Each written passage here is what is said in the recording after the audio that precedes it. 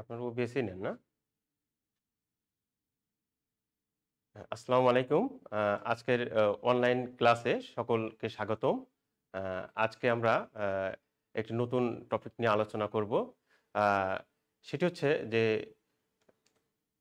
আ মানবীয় ভূগোলের অর্থাৎ তোমাদের দ্বাদশ শ্রেণী যারা আছো তারা তাদের একটি ২য় পত্র, ভূগোলের ২য় পত্র আ আ ২য় অধ্যায় অর্থাৎ মানব জনসংখ্যা।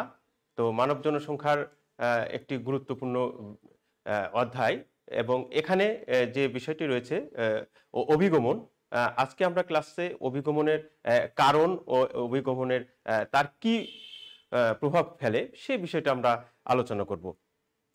তো আমি আমার পরিচয়টা দিয়ে নিচ্ছি। আমি মোহাম্মদ আব্দুর রাজ্জাক, প্রভাষক, ভূগোল ও পরিবেশ বিভাগ, রাজশাহী কলেজ, রাজশাহী। তো আমরা আজকের পাঠ শুরু করতে পারি। আ ২য় অধ্যায় মানব জনসংখ্যা। আজকে যে বিষয় যে অভিগমন। তো আমি শুরুতেই বলেছি যে আজকে আমরা যে বিষয়গুলো শিখব যে অভিগমনের অভিগমন বলতে আমরা কি বুঝি সেটা আমরা জানার চেষ্টা করব। ২ নম্বর বিষয় যে অভিগমন কেন করে মানুষ? অভিগমনের কারণগুলো কি? সেই কারণগুলো আমরা খোঁজার চেষ্টা করব। আরেকটি অভিগমনের ফলে যে আমাদের সমাজে, আমাদের দেশে কি প্রভাব ফেলে সেটি জানার চেষ্টা করব। তো প্রথমে আমরা আসি যে অভিগমন। আমরা অভিগমন শাব্দিক অর্থই বুঝি যে কোনো কিছুর সামনের দিকে গমন করা, সামনের দিকে ধাবন করা, সেটি মূলত অভিগমন। তো অভিগমনের ইংরেজি হচ্ছে মাইগ্রেশন, যেটি ল্যাটিন একটি শব্দ মাইগ্রেট থেকে এসেছে। অর্থাৎ অভিগমনের ইংরেজি শব্দ হচ্ছে মাইগ্রেশন এবং এই মাইগ্রেশন শব্দটি ল্যাটিন শব্দ মাইগ্রেট থেকে এসেছে এবং এর যে আক্ষরিক অর্থ বা শাব্দিক অর্থ যেটি বলি না কেন, এর অর্থ হচ্ছে অবস্থান বা বাসস্থান পরিবর্তন। তাহলে আমরা অভিগমন সম্পর্কে যেটি আমরা বলতে পারি যে অভিগমন শব্দের শাব্দিক অর্থই হচ্ছে যে কোনো কিছু তার অবস্থান পরিবর্তন, তার বাসস্থান পরিবর্তন, অর্থাৎ এক স্থান থেকে আরেক জায়গায় স্থানান্তরিত হওয়া, সেটি মূলত আমরা অভিগমন বলতে থাকি। তবে অনেকেই আবার এর সাথে আরেকটি বিষয় যুক্ত করেছেন, সেটি হলো যে এক স্থান থেকে আরেক স্থানে স্থানান্তরিত করবে ঠিক আছে, কিন্তু সেটি হতে হবে স্থায়ী স্থানান্তর। অর্থাৎ যে আমি ঢাকা গেলাম আজকে এবং ২ দিন পরে বা ১ সপ্তাহ পরে ঢাকা থেকে রাজশাহী আসলাম, তাহলে কি এটি কি অভিগমন বলা যাবে? আমরা এর উত্তরে বলতে পারি যে এটি অবশ্যই অভিগমন নয়। তাহলে অভিগমন অর্থাৎ সেখানে স্থায়ীভাবে বসবাস করতে হবে এবং স্থায়ীভাবে কতদিন সেটি হতে হবে? ১ সপ্তাহ, ১ বছর, ২ বছর, ৫ বছর, ১০ বছর, অর্থাৎ সেটি একটি নির্দিষ্ট একটি সময়, অর্থাৎ সেটি হতে পারে ১ বছর বা সেটি হতে পারে ৬ মাস বা এইরকম একটি সময়। অর্থাৎ মানুষ যখন কিছু নির্দিষ্ট সময়ব্যাপী কোনো স্থানে বসবাস করে সেটি আমরা অভিগমন বলতে পারি। অর্থাৎ এক স্থান থেকে আরেক স্থানে যখন মানুষ স্থানান্তরিত করে সেটিও আমরা অভিগমন হিসেবে আমরা চিহ্নিত করতে পারি। তো আমরা একটি লক্ষ্য করি, চিত্রের মাধ্যমে একটি বিষয় আমরা লক্ষ্য করতে পারি যে একজন মানুষ প্রথমে চিন্তা করে যে সে তার স্থান ত্যাগ করবে এবং তার স্থান ত্যাগ করা অনেকগুলো বিষয় এখানে যুক্ত রয়েছে, আনুষঙ্গিক বিষয়। তো আমরা সেই বিষয়গুলো পরে আসবো। অর্থাৎ সে মাথায় কিন্তু থিঙ্কিং করে, চিন্তা করে যে আমি এই জায়গাটা আমি ত্যাগ করব, কারণ তার কাছে ওই জায়গাটা হয়তো সুইটেবল না, সে বেটার কোনো অপশন তার কাছে আছে, সে ওই জায়গায় চলে যাবে। তো চিন্তা করলো একটি স্থান থেকে যে স্থান আমাকে ত্যাগ করতে হবে এবং আরেকটি স্থানে তাকে যেতে হবে। এই যে এক স্থান থেকে আরেক স্থানে যে যাওয়ার গমনটা, সেটি মূলত আমরা অভিগমন হিসেবে চিহ্নিত করি। তাহলে কোনো ব্যক্তি এক স্থান থেকে আরেক স্থানে স্থায়ীভাবে স্থানান্তরিত হওয়াকে অভিগমন বলে। আমি আবারও বলছি, কোনো ব্যক্তি এক স্থান থেকে আরেক স্থানে স্থায়ীভাবে স্থানান্তরিত হওয়াকে অভিগমন বলে। তো অভিগমনের শ্রেণী বিভাগ যদি বলি, অভিগমনের শ্রেণী বিভাগ মোটা দাগে আমরা ২ ভাগে বিভক্ত করতে পারি। একটি হলো কি আন্তর্জাতিক অভিগমন, আর একটি হচ্ছে অভ্যন্তরীণ অভিগমন।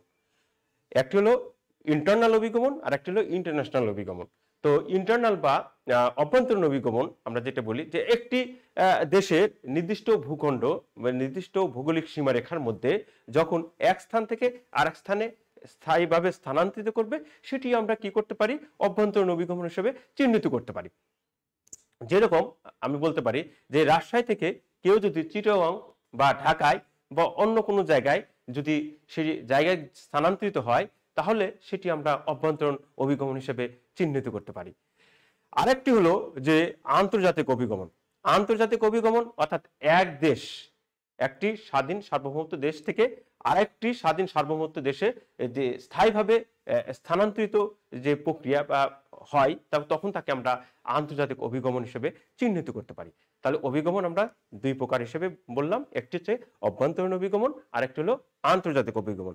অর্থাৎ একটি নির্দিষ্ট ভৌগোলিক সীমারেখার মধ্যে যখন এক স্থান থেকে আরেক স্থানে স্থানান্তরিত করে সেটি হলো অভ্যন্তরীণ অভিগমন। আরেকটি দেশ থেকে আরেকটি দেশে যখন স্থায়ীভাবে যদি স্থানান্তরিত হয় তখন তাকে আমরা আন্তর্জাতিক অভিগমন হিসেবে বলতে পারি।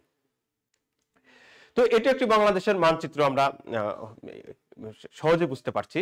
তো আমরা দেখতে পাই যে একটা একটি স্থান, কে স্থান থেকে যদি এল স্থানে স্থানান্তরিত করে তাকে আমরা কি বলতে পারি, এটি আমরা অভ্যন্তরীণ অভিগমন হিসেবে চিহ্নিত করতে পারি। কারণ যে অভ্যন্তরীণ অভিগমনের যে বিষয়টা জড়িত, অর্থাৎ একটি ভৌগোলিক নির্দিষ্ট সীমারেখার মধ্যে হতে হবে এবং এটি তাই বাংলাদেশের মধ্যেই, এবং দুটি স্থান এক স্থান থেকে আরেক স্থানে সেটি স্থানান্তরিত হচ্ছে, তখন এটি অর্থাৎ এটি আমরা অভ্যন্তরীণ অভিগমন হিসেবে চিহ্নিত করতে পারি। আচ্ছা, আবার সি একটি জায়গা, সি জায়গা থেকে যদি আবার এল জায়গায় যায় তাহলে সেটিও আমরা কি বলবো, সেটি আমরা একইভাবে অর্থাৎ কে থেকে যে এল জায়গায় আসলো, অনুরূপভাবে সি থেকে এল ওই জায়গাটা গেলে তখন আমরা কি বলবো, সেটি আমরা অভ্যন্তরীণ অভিগমন হিসেবে বলতে পারি। তো অভ্যন্তরীণ অভিগমন আবার কয়েকটি ভাগে ভাগ করা হয়েছে। যেরকম অভ্যন্তরীণ অভিগমন আমরা যদি রাজশাহী থেকে ঢাকা গেল, তো রাজশাহী একটি মহানগর, ঢাকা একটি মহানগর, একটি শহর থেকে আরেকটি শহরে গেল। আবার রাজশাহী শহরে আবার একটি প্রত্যন্ত গ্রাম থেকে রাজশাহী শহরে আসলো, স্থায়ীভাবে বসবাস করলো, তাহলে কি গ্রাম থেকে সেটি আমরা শহরে চিহ্নিত করতে পারি। আবার শহর থেকে আবার যদি কেউ স্থায়ীভাবে গ্রামে গিয়ে বসবাস করে তখন আমরা সেটি শহর থেকে গ্রামে বলতে পারি। আবার একটি গ্রাম থেকে আরেকটি গ্রামে সে স্থানান্তরিত হতে পারে, তখন গ্রাম থেকে গ্রামে। অর্থাৎ অভ্যন্তরীণ অভিগমন বেশ কিছু ভাগে ভাগ করা হয়েছে। যেরকম আমরা প্রথমেই আমরা বলি যে দুটো চিত্র আমরা লক্ষ্য করছি যে দুটি গ্রাম, এই পাশে একটি গ্রাম, ওই পাশে আরেকটি গ্রাম, এক গ্রাম থেকে আরেক গ্রাম। তাহলে গ্রাম থেকে কি হচ্ছে, গ্রামে স্থানান্তরিত হচ্ছে, তখন সে এটি অভ্যন্তরীণ অভিগমন, সে বিষয়ে কোনো ডাউট নেই। তবে এটি অভ্যন্তরীণ অভিগমন কি, গ্রাম থেকে গ্রামে অভিগমন। তাহলে আমরা এক নম্বরে আমরা বলতে পারি যে অভ্যন্তরীণ অভিগমন যে কয়েকটি ভাগে ভাগ করা যায় তার মধ্যে একটি হলো গ্রাম থেকে গ্রামে অভিগমন। তো মানুষ গ্রাম থেকে গ্রামে কেন স্থানান্তরিত হয়, অনেকগুলো এখানে কারণ থাকতে পারে। যে কোনো গ্রামে যদি মাটি অনুর্বর হয় বা হঠাৎ করে ফসল হানি হলো বা হঠাৎ করে ম্যাসিভ আকারে প্রাকৃতিক দুর্যোগ সৃষ্টি হলো, মহামারী কোনো রোগ সৃষ্টি হলো, হ্যাঁ, তাহলে কি হয়, মানুষ রাতারাতি ওই গ্রাম থেকে পালিয়ে অন্য কোনো গ্রামে গিয়ে বসবাস করে। আবার কেউ যদি কোনো গ্রামে যদি দাঙ্গা হাঙ্গামা বা রাজনৈতিক অস্থিতিশীলতা এই ধরনের যদি কার্যকলাপ হয়ে থাকে তাহলে কিন্তু সে ওই গ্রাম থেকে আরেকটি গ্রামে গিয়ে বসবাস করতে পারে। আবার কোনো গ্রাম দেখা গেল যে অন্য একটি গ্রামে যে জনসংখ্যা কম এবং সেখানে ফসলাদি সে উত্তোলন করার একটি ব্যাপার রয়েছে, তাহলে ওই অধিক সংখ্যক যে জনবহুল গ্রাম, ওই গ্রাম থেকে অপেক্ষাকৃত কম জনসংখ্যা বসবাসকারী গ্রামে কিন্তু মানুষ যেতে পারে। আবার সরকারের যদি কোনো একটি এজেন্ডা থাকে যে কোনো একটি জায়গায় আমরা সে বসতি স্থাপন করবে, যেরকম আমরা গুচ্ছ গ্রামগুলো আমরা দেখি, তাহলে কোনো অন্যান্য বিভিন্ন গ্রাম থেকে ওই একটি গ্রাম, নতুন একটি গ্রাম সৃষ্টি হতে পারে। তাহলে সেই কারণেও সরকারের যে ঐচ্ছিক কারণেও, সরকারের যে পরিকল্পনার কারণেও এক গ্রাম থেকে আরেকটি গ্রামে যেতে পারে। আবার এমনও হতে পারে যে কোনো একটি গ্রামে যদি তার বিবাহযোগ্য কন্যা থাকে, তাহলে সেখানে যদি সে সিকিউর ফিল না করে বা সেখানে যদি বড় ধরনের অকারেন্স ঘটে, তাহলে কিন্তু সে তার সম্মান বাঁচানোর জন্য তাহলে কিন্তু রাতারাতি দেখা যায় যে এক গ্রাম থেকে আরেক গ্রামে স্থানান্তরিত করে। তাহলে অভ্যন্তরীণ অভিগমন আমরা দেখি গ্রাম থেকে গ্রামেও সেটি হতে পারে। এরপরে আমরা আসবো যে এক গ্রাম থেকে আরেক গ্রামের দিকে অগ্রসর হওয়া, সেটি আমরা গ্রাম থেকে গ্রামের অভিগমন হিসেবে চিহ্নিত করতে পারি। এটি আমরা আরেকটি গ্রাম লক্ষ্য করছি। তো গ্রাম থেকে আমরা কি আরেকটি শহরের চিত্র লক্ষ্য করছি। তো গ্রাম থেকে শহরে, গ্রাম থেকে শহরে আমরা প্রথমে পেলাম কি গ্রাম থেকে গ্রামে। এইবার আমরা যাব গ্রাম থেকে শহরে। গ্রাম থেকে শহরে কখন যায়, এটি একটি অভ্যন্তরীণ অভিগমন, দ্বিতীয় নাম্বার। তো গ্রাম থেকে যখন মানুষ উচ্চ শিক্ষিত হওয়ার জন্য গ্রাম থেকে, কারণ গ্রামে আমরা জানি যে পর্যাপ্ত শিক্ষা ব্যবস্থা বা উচ্চ শিক্ষার ব্যবস্থা আমরা নেই, এটা আমরা অকপটে বলতে পারি। তাহলে গ্রাম থেকে তারা উচ্চ শিক্ষার জন্য কোনো শহরে সে যেতে পারে, বসবাস করতে পারে। আবার কেউ চাকরি সূত্রে চাকরি গ্রামে বসবাস করে, পড়াশোনা করেছে, সে একটি চাকরি পেয়েছে, তার পোস্টিংটা শহরে হয়েছে, তাহলে কিন্তু সে শহরে বসবাস করবে। তাহলে গ্রাম থেকে কিন্তু সেটি শহরে বসবাস করতে পারে। অনেকে আবার শহরে যে চিকিৎসা সুবিধা, স্বাস্থ্য সুবিধা যে ওখানে বেশি এবং ইনকাম সোর্স বেশি, সোর্স অফ ইনকাম এখানে কিন্তু শহরে অনেক বেশি। তাহলে গ্রামের যে মজুরি একজন দিন ডেলিভার যে 300 বা 400 পায়, কিন্তু শহরে গেলে কিন্তু সে 600-700 বা এটা পেতেই পারে। তাহলে সে উদ্দেশ্যে অর্থাৎ কর্মসংস্থান, যদি গ্রামে যদি কর্মসংস্থান সংকুচিত হয়ে আসে বা গ্রামে যদি কর্মসংস্থানের অভাব হয়, তাহলে কিন্তু আমরা দেখি যে এইসব মানুষ শহরে গিয়ে কাজ করে। আমরা ঢাকা শহরে কিন্তু লক্ষ্য করব যে যারা বিশেষ করে রিক্সা চালক, তারা কিন্তু প্রত্যন্ত অঞ্চল থেকে, আমরা রংপুর বা জামালপুর বা এই কিছু অঞ্চল রয়েছে, সেখান থেকে কিন্তু মানুষ গিয়ে, বা বরিশাল অঞ্চলে, নদী ভাঙ্গন, নোয়াখালী অঞ্চলে, সেসব মানুষ কিন্তু ঢাকা শহরে বেশি লক্ষ্য করি আমরা। অর্থাৎ গ্রামে যদি নদী ভাঙ্গন সৃষ্টি হয়, তাহলে কিন্তু একজন সে রাতারাতি নিঃস্ব হয়ে গেল, তখন সে কি করবে, কোন একটি শহরে গিয়ে সে বসবাস করতে পারে। তাহলে গ্রাম থেকে আমরা শহরে এই ধরনের বসতি স্থানান্তরিত দেখি, অভিগমন দেখি। এইবার আমরা শহরে একটি চিত্র দেখতে পাচ্ছি তার নিচে। তো শহর থেকে আবার গ্রামে, শহর থেকে গ্রামে, এটা একটু ভিন্ন ধর্মী একটি ব্যাপার। হ্যাঁ, শহর থেকেও গ্রামে গিয়ে বসবাস করে, আমাদের দেশে অনেকটা কম, কিন্তু বিদেশে এটা বেশি হয়। তো শহর থেকে কখন গ্রামে যায়, যখন কেউ চাকরি জীবন শেষ করে অবসর আসে, তখন সে মনে করে যে গ্রামে যে একটু স্বাভাবিকভাবে জীবনযাপন করব বা নিভৃতে বসবাস করব, হ্যাঁ, প্রাকৃতিক পরিবেশের সাথে সুন্দর একটি পরিবেশে বসবাস করব। কারণ আমরা জানি যে গ্রামের পরিবেশ যে দূষণ অনেক কম। কিংবা কেউ বৈবাহিক সূত্রে হতে পারে, যে শহরে থাকে, বিবাহ সূত্রে বিবাহ হয়ে গিয়েছে কোন একটা গ্রামে, সে তাকে গ্রামে গিয়ে বসবাস করতে হচ্ছে।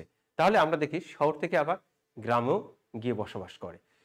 তাহলে আমরা 1 নম্বর দেখলাম কি গ্রাম থেকে গ্রামে, 2 নম্বর গ্রাম থেকে শহরে, 3 নম্বর শহর থেকে গ্রামে। এইবার আমরা 2টা শহরের চিত্র লক্ষ্য করছি।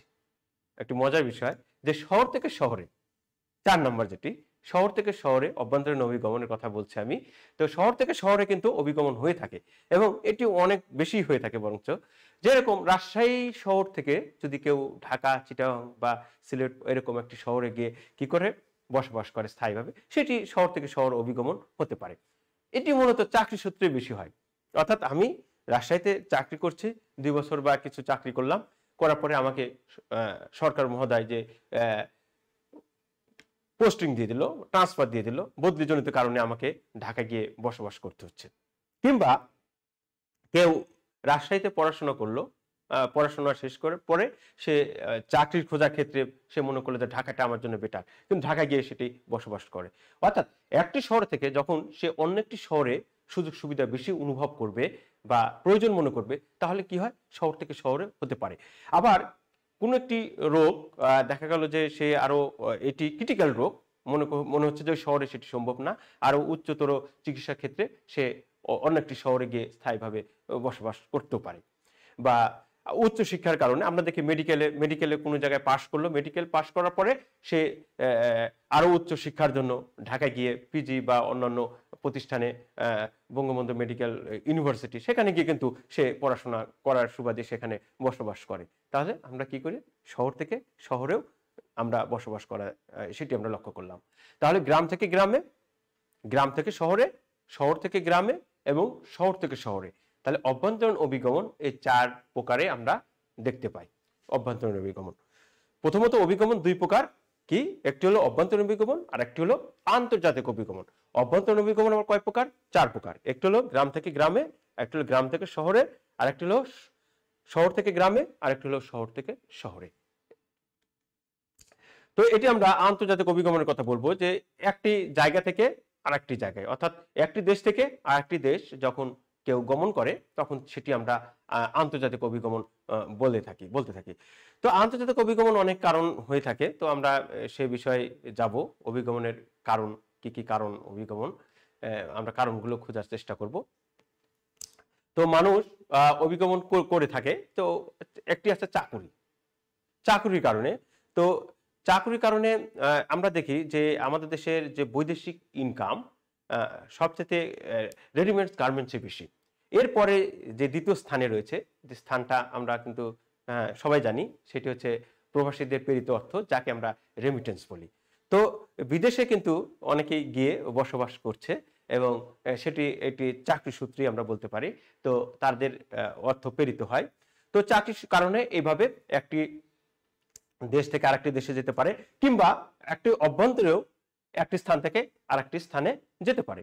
তারপরে হতে পারে সেটি ধর্মীয় কারণে হতে পারে, যে যদি মনে করে যে যেরকম হিন্দু সম্প্রদায় আছে, তারা গয়া, গঙ্গা বা কাশী এইসব স্থানে তারা বসবাস করতে আগ্রহী, এবং তারা একটি বয়স হয়ে যাওয়ার পর তখন ধর্মকর্মে বেশি তারা লিপ্ত হয়ে থাকে এবং মনে করে যে ওই জায়গায় গেলে হয়তো আমার ধর্মকর্মটা আরো ভালোভাবে আমি করতে পারি, যেরকম মুসলমান আছে মক্কা, মদিনা এই জাতীয়। তো ধর্মীয় কারণে কিন্তু হতে পারে এরকম স্থানান্তরিত হতে পারে। এরপরে সরকার পরিবর্তন। তো সরকার যখন পরিবর্তন হয়ে যায় কোনো জায়গায়, কোনো দেশে বা কোনো এরকম, তাহলে সরকার পরিবর্তন হওয়ার প্রেক্ষিতে দেখা গেল যে রাতারাতি কিছু মানুষ ওই স্থান অন্য জায়গায়, অন্য দেশে চলে যায়, কিংবা একটি স্থান থেকে অন্য স্থানে চলে যেতে পারে। যে তাদের হয়তো অতীত কর্মকাণ্ড হয়তো যদি খারাপ হয়ে থাকে, তাহলে কিন্তু তারা এই জিনিসটা বেশি করে থাকে। বা নতুন সরকার আসে, নতুন সরকার আসার পর তাদের একটি পরিকল্পনা থাকে, এই পরিকল্পনার কারণেও অনেক কিছু পরিবর্তন হয়ে যায়। তাহলে সরকার পরিবর্তন জনিত কারণে কিন্তু হতে পারে। যেরকম আমেরিকার প্রেসিডেন্ট নির্বাচন যদি আমরা বলি, ডেমোক্রেট রিপাবলিক, তাদের দুজনের যে নীতি খুব বেশি পরিবর্তন নেই, তারপরেও দেখা গেল যে কিছু রিপাবলিকান যারা রয়েছে বা ডেমোক্রেটিক রয়েছে, তারা কিন্তু প্রবাসীদের যে তারা যে কি বল নাগরিকত্ব দেওয়ার একটা ব্যাপার আছে, কিন্তু তারা কিন্তু একটা সরকার একটা, কেউ নমনীয়, কেউ কঠোর। যদি সরকার পরিবর্তন হয়ে যায়, কেউ নমনীয় সরকার আসে, তাহলে কিন্তু দেখা গেল যে সিটিজেনশিপ, নাগরিকত্ব দিয়ে দেয়। তো এটি সরকার পরিবর্তনের কারণেও অভিগমনের একটি ব্যাপার থেকে যায়। এরপর আমরা আসি শিক্ষাবৃত্তি, যে উচ্চ শিক্ষার জন্য যে এক দেশ থেকে আরেক দেশে বা এক স্থান থেকে আরেক স্থানে স্থানান্তরিত করে। বিশেষ করে আমাদের দেশে যারা বিদেশে যায় শিক্ষা লাভের জন্য, খুব বেশি কিন্তু তারা ফিরে আসে না, কিন্তু আসা উচিত। যাই হোক, এরকম উচ্চ শিক্ষার জন্য মানুষ কি করে? অভিগমন করে থাকে, স্থানান্তরিত করে থাকে। এরপরে আমরা আসবো রাজনৈতিক অস্থিরতা। যদি পলিটিক্যাল স্টেবিলিটি না থাকে, তাহলে কিন্তু সেখানে মানুষ বসবাস করবে না। কারণ মানুষের জানের যদি নিরাপত্তা না থাকে, ওই যে আমরা একটা ব্যাপার, যদি জান না থাকে ধান দিয়ে কি করবো, তো ব্যাপারটা আসলে এরকমই। তো যদি রাজনৈতিক স্থিতিশীলতা থাকে, সেখানে মানুষ বসবাস করতে ইচ্ছুক বা স্বাচ্ছন্দ্য বোধ করে। আর রাজনৈতিক অস্থিতিশীলতা হয় যদি ওই যে দাঙ্গা, তার পরের পয়েন্ট, যদি এরকম যদি রায়ট হয়, তাহলে কিন্তু মানুষ রাতারাতি কিন্তু পরিবর্তন হয়ে যায়। যেরকম আমাদের 47 সালে দেশ বিভাগ হলো, দেশ বিভাগ হওয়ার ফলে দেখা গেল কি, যে পশ্চিমবঙ্গ থেকে অনেক মুসলমান এই দেশে আসলো, আর আমাদের দেশের অনেক হিন্দু পশ্চিমবঙ্গ চলে গেল। এই যে স্থানান্তরিত হলো, অভিগমন হলো, হ্যাঁ, সেটি একটি ব্যাপার থেকেই যায়। তারপরে বিবাহ বয়সগত কারণে হয়, কারণ অভিগমন কারা করে থাকে? অভিগমন কিন্তু ইয়াং জেনারেশন, তারাই কিন্তু করে থাকে। কারণ অভিগমনের একটি অনেক বড় একটি ব্যাপার, রিস্ক আছে। এই রিস্ক কিন্তু যারা তরুণ আছে তারাই কিন্তু নিতে আগ্রহী, যারা প্রবীণ তারা কিন্তু রিস্ক নিতে আগ্রহী না। যদি আমরা দেখি একটি গাছ যদি উপড়ে নিয়ে, শিকড় উপড়ে নিয়ে আরেকটি স্থানে যদি সেটি রোপণ করা হয়, রোপণের চেষ্টা করা হয়, কিন্তু গাছ কিন্তু সেখানে বাঁচতেও পারে, আবার নাও বাঁচতে পারে। নতুন একটি জায়গা, নতুন একটি পরিবেশ, নতুন সবকিছু। তো মানুষ সেজন্য অভিগমন, যে যারা তরুণ আছে তারা এই রিস্কটা বেশি নিয়ে থাকে, তারাই কিন্তু করে থাকে অভিগমন, বয়স্করা কম করে থাকে। একটি ব্যাপার আছে। আর বিবাহজনিত কারণে, বিবাহ বন্ধনজনিত কারণে প্রচুর পরিমাণ অভিগমন হয়ে থাকে, বিশেষ করে আমাদের দেশে এটি হয়ে থাকে। এবং গবেষণার সুযোগ, যদি উচ্চতর গবেষণার যদি সুযোগ আসে, মানুষ কিন্তু কি করে, একটি স্থান থেকে আরেকটি স্থানে ত্যাগ করে। তাহলে আমরা এই কারণগুলো আমরা দেখলাম। আরো কিছু কারণ আছে, যে এখানে আছে পুশ ফ্যাক্টর আর পুল ফ্যাক্টর। পুশ মানে যেটা আমরা জানি যে ধাবিত করা, ধাক্কা মারা, অর্থাৎ যেসব কারণে মানুষ কি করে, স্থান ত্যাগ করছে। আর পুল মানে আকৃষ্ট করা, আকর্ষণ, যেটা চুম্বকের মতো আকর্ষণ, অর্থাৎ যে বিষয়গুলো রয়েছে তাকে কি করছে, অভিগমনের জন্য আকৃষ্ট করছে। তাহলে কোনগুলো, যে একটি হলো আকর্ষণ আর একটি হলো বিকর্ষণ। পুশ হলো বিকর্ষণ, অর্থাৎ তাকে ধাক্কা মারছে, তাকে তুমি এই জায়গা থেকে চলে যাও। তাহলে সেখানে কি নাই, কেন নাই, এবং তাকে চলে যেতে কেন হচ্ছে, কেন তাকে ধাক্কা মারছে। তারপর এক নম্বর হলো আনএমপ্লয়মেন্ট, অর্থাৎ বেকার। বেকার যদি থাকে, বেকার বেশি যদি হয়, অর্থাৎ কর্মসংস্থানের যদি অভাব হয়, তাহলে কিন্তু সে স্থান ত্যাগ করবে। ওই জায়গায় যদি ল্যাক অফ সেফটি, যদি নিরাপত্তার অভাব হয়, তাহলে কিন্তু সে স্থান ত্যাগ করবে। তারপরে ল্যাক অফ সার্ভিস, যে চাকরির অভাব হলে সেটি হবে। পোভার্টি, যদি দারিদ্র হয়, সেখানে যদি দুর্ভিক্ষ হয়, তাহলে কিন্তু সে স্থান ত্যাগ করবে। ক্রপ ফেলিওর, অর্থাৎ যদি ফসল উৎপাদন সেখানে ব্যাহত হয়, তাহলে স্থান ত্যাগ করবে। তারপর আছে ড্রাউট, অর্থাৎ খরা, এই জাতীয় সমস্যা হলে, প্রাকৃতিক দুর্যোগ হলে সে কিন্তু স্থান ত্যাগ করবে। যদি ওয়ার, যুদ্ধ হয়, সিভিল আনরেস্ট, যে সেখানে যদি এরকম বিশৃঙ্খলা হয়, তাহলে কিন্তু সে স্থান ত্যাগ করবে। এবং হ্যাজার্ড, যেটা আপাত দুর্যোগ বেশি হলে, সে কিন্তু থাকবে না। আইসোলেশন, অর্থাৎ আমাদের সেই জিনিসটি নেই, অর্থাৎ হিউম্যানি সম্প্রপাত, অর্থাৎ যদি বরফ ভেঙে পড়ে বা এই জাতীয়, তাহলে কিন্তু সেখানে স্থান ত্যাগ করবে। অর্থাৎ দুর্যোগ যদি বেশি হয়, সে জায়গায় সে থাকবে না। আর কোন জায়গায়, কোন একটি জায়গায় তাকে কি করছে, আকর্ষণ করছে, যেটি পুল ফ্যাক্টরস। পুল ফ্যাক্টরস গুলো কি কি, সেটি আমরা আসবো। পোটেনশিয়াল ফর এমপ্লয়মেন্ট, অর্থাৎ কর্মসংস্থানের যদি সম্ভাবনা বেশি থাকে, সেখানে কিন্তু মানুষ যাবে, সেফটি মনে করবে সেখানে। তারপরে 2 নম্বর আসে এ সেপার অ্যাটমসফিয়ার, সে যে পরিবেশ যদি খুব সুন্দর হয়, অর্থাৎ সে যদি তার নিরাপত্তা যদি নিশ্চিত হয় সেই পরিবেশ, তাহলে সেখানে যাবে। বেটার সার্ভিস প্রভিশন, অধিক পরিমাণ যদি তার চাকরির, বর্তমান যে চাকরি করছে তার চেয়ে যদি বেটার সেখানে যদি অপশন থাকে, তাহলে কিন্তু সেখানে চলে যাবে। গ্রেটার ওয়েলথ, যদি সম্পদশালী হয় সেই রাষ্ট্র, সেই জায়গায় যদি সম্পদশালী হয়, তাহলে কিন্তু যাবে। যদি কাউকে বলা হয় যে তোমাকে জার্মানি নিয়ে যাব, বা হয়তো সে অধিকাংশই কিন্তু সে স্বীকার করবে, কারণ মনে করবে যে সেখানে গেলে তার লাইফ সিকিউর, হ্যাঁ, সিকিউরিটি একটি ব্যাপার আছে ওই দেশ, কারণ ওই দেশ হচ্ছে গ্রেটার ওয়েলথ, হ্যাঁ, সম্পদশালী সেই দেশ। তারপরে ফার্টাইল ল্যান্ড, যদি সেখানে উর্বর ভূমি বেশি থাকে, তাহলে কিন্তু সেখানে যাবে। গুড ফুড সাপ্লায়ার, যদি খাদ্য সরবরাহ যদি বেশি থাকে সেখানে, তাহলে কিন্তু যাবে। পোটেনশিয়াল সিকিউরিটি ভালো থাকে, সেখানে যাবে। এবং ন্যাচারাল হ্যাজার্ড, যদি রিস্ক কম থাকে, হ্যাঁ, সেখানে কিন্তু মানুষ যাবে। এবং ফ্রেন্ডস অ্যান্ড ফ্যামিলি, অর্থাৎ সুন্দর যদি তাদের মধ্যে যে সাংস্কৃতিক ভাব বিনিময় পরিবেশ যদি থাকে, সেখানে কিন্তু মানুষ বেশি বেশি যাবে। তাহলে এগুলো আমরা পুশ এবং পুল ফ্যাক্টর হিসেবে আমরা চিহ্নিত করতে পারি। এগুলো কারণে মানুষ কি করে, এক স্থান থেকে আরেক স্থানে স্থানান্তরিত হওয়ার চেষ্টা করে। এরপর আমরা আসবো অভিগমনের ফলাফল, এর ইফেক্টটা কি, এর আমাদের সমাজে কি প্রভাব ফেলে। তো অভিগমনের সবচেয়ে বড় বিষয় হলো, একটি চিত্র আমরা দেখতে পাচ্ছি যে জনসংখ্যা, যে জনসংখ্যার হেরফের হয়ে যায়। যে জায়গা থেকে সে স্থান ত্যাগ করে, সেই জায়গায় জনসংখ্যা কমে যায়। আর যেই জায়গায় কি করে, গমন করে, সেখানে কি হয়, সেখানে জনসংখ্যা বেড়ে যায়। তো জনসংখ্যার এই যে ভারসাম্যহীন অবস্থা হয়ে পড়ে, যেটাকে বলা হয় জনসংখ্যা পরিবর্তন হয় অভিগমনের ফলে। এরপর আমরা আসবো 2 নাম্বার হলো যে পরিবেশের উপর একটি প্রভাব। আমরা একটা চিত্র দেখতে পাচ্ছি যে একটি পাহাড়ের উপর বসবাস, বিশেষ করে এই রোহিঙ্গা জনগোষ্ঠী, যে 10 লক্ষ বা 12 লক্ষ যে রোহিঙ্গা জনগোষ্ঠী আমাদের দেশে বসবাস করছে, এবং এই জনগোষ্ঠী বসবাস করার প্রেক্ষিতে আমাদের কিন্তু ওই জায়গাটা ওই জায়গাগুলো আমাদের কি হচ্ছে, পরিবেশের উপর একটি বিরূপ প্রভাব ফেলছে। কারণ অল্প জায়গায় অধিক মানুষ বসবাস করে এবং পাহাড় কেটে অনেকটা নেড়ে করে সেখানে তারা বসবাস করছে। এই যে আমাদের একটা পরিবেশ হ্যাম্পার হচ্ছে, যে অধিক সংখ্যক সেখানে গমন করছে। অর্থাৎ রোহিঙ্গারা কেন আসলো বাংলাদেশে? সেই দেশে তারা সিকিউর বোধ করলো না। যে সরকারের রাজনৈতিক অস্থিতিশীলতা, সেখানে দাঙ্গা হাঙ্গামা বা তাদের লাইফ সিকিউর না কারণে তারা মনে করলো যে বাংলাদেশে গেলে তাদের জীবনটা বেঁচে যাবে। সেজন্য কিন্তু তারা বাংলাদেশে আসছে। এবং বাংলাদেশে আসার প্রেক্ষিতে আমাদের দেশে যে ফলাফলটা আমরা লক্ষ্য করছি, সেটি হলো যে আমাদের পরিবেশের উপর যে প্রভাব ফেলছে এবং আমাদের অর্থনৈতিক আরো অন্যান্য বিষয়ের উপর প্রভাব ফেলেছে। তো পরিবেশটা আমাদের দেশে এটা ওই অঞ্চলটায় বেশ যে নাজুক, সেটা আমরা বলতে পারি। এরপর আমরা আসি যে অর্থনৈতিক প্রভাব। যদি বাংলাদেশ থেকেও অনেকেই মাইগ্রেশন করেছে, বিদেশে আছে এবং যাওয়ার প্রেক্ষিতে আমাদের দেশে যে উপকার হচ্ছে সেটি হলো আমরা রেমিটেন্স পাচ্ছি। হ্যাঁ, তাহলে তাদের প্রেরিত অর্থ সেটি আমরা পাচ্ছি। তাহলে এই যে অর্থনৈতিক যে একটি প্রভাব, আমরা সেটা আমাদেরকে স্বীকার করতে হচ্ছে।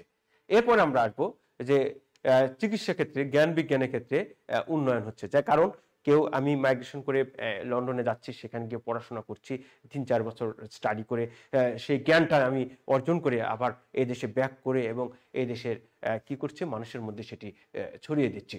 এই যে জ্ঞান বিজ্ঞান একটি প্রসার হলো, এক্সচেঞ্জ হলো, হ্যাঁ, সেটি মাইগ্রেশনের ফলেই এটা সম্ভব।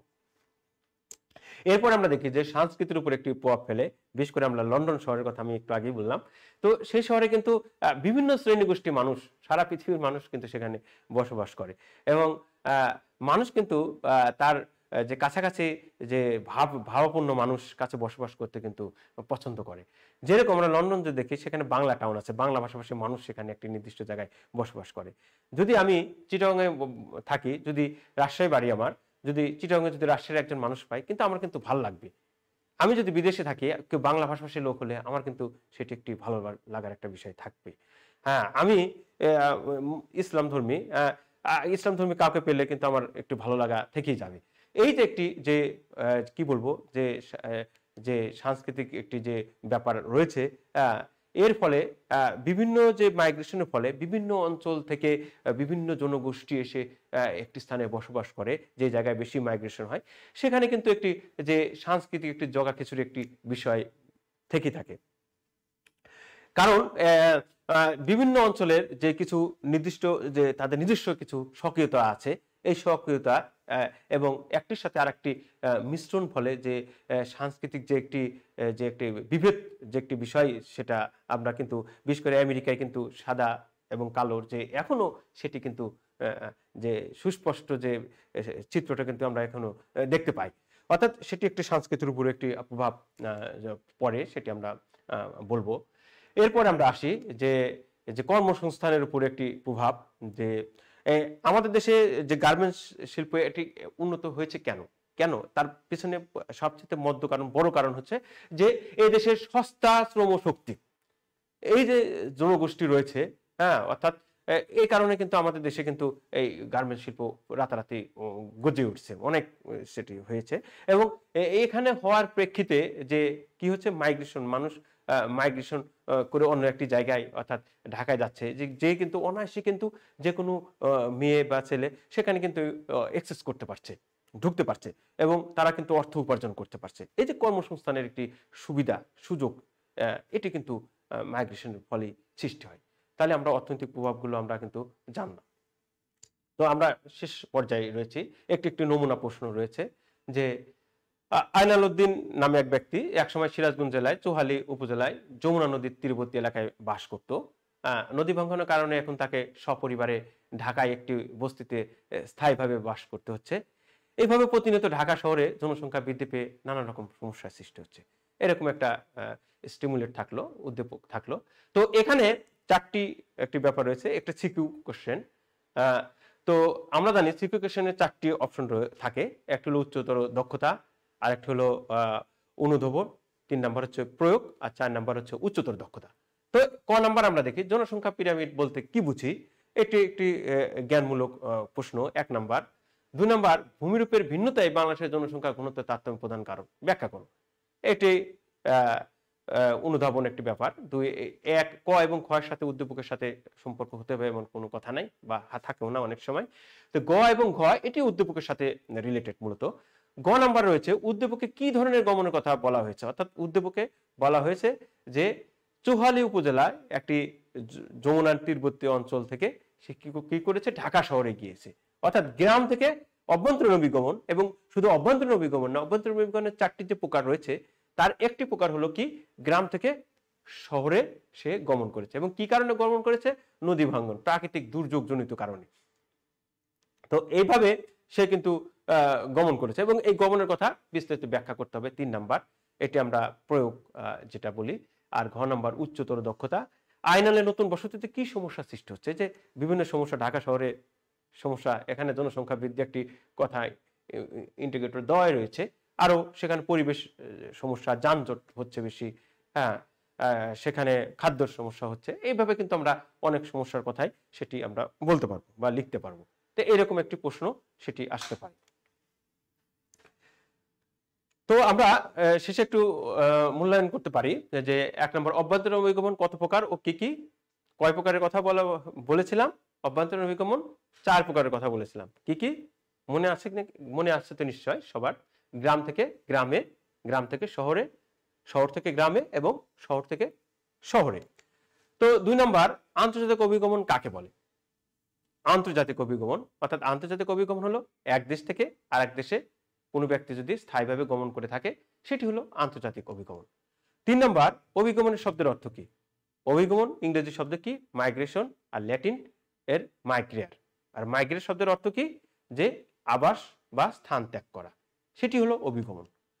আর 4 নম্বর আন্তর্জাতিক অভিগমনের একটি উদাহরণ, ওই যে উদাহরণ যেটি বললাম, যদি বাংলাদেশ থেকে কেউ অস্ট্রেলিয়া যায় সেটি একটি আন্তর্জাতিক অভিগমনের উদাহরণ। তো সুপ্রিয় শিক্ষার্থীবৃন্দ, আশা করি সবাই আগামী দিনগুলো ভালো থাকবে।